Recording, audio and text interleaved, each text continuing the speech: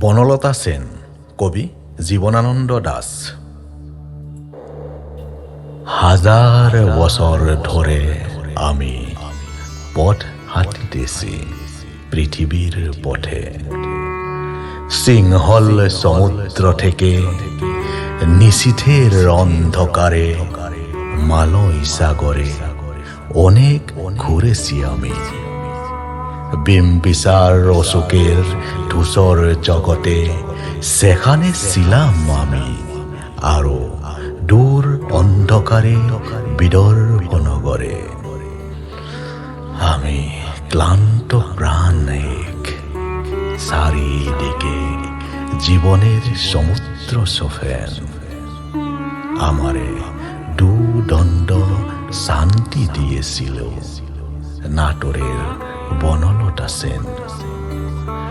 চুল তার কবেকার অন্ধকার বেদিসার নিশা, মুখ তার শ্রাবস্তির কারুকার্য। অতি দূর সমুদ্রের পর হাল ভেঙে যে নাবিক হারায়েছে দিশা। সবুজ ঘাসের দেশ যখন সে চোখে দেখে দারুচিনি দ্বীপের ভিতর, তেমনি দেখেছি তারে অন্ধকারে। বলেছে সে এতদিন কোথায় ছিলেন। পাখির নীরের মতো চোখ তুলে নাটোরের বনলতা সেন। সমস্ত দিনের শেষে শিশিরের শব্দের মতন সন্ধ্যা আসে। ডানার রৌদ্রের গুণ মুছে ফেলেছিল। পৃথিবীর সব রং নিভে গেলে পাণ্ডুলিপি করে আয়োজন।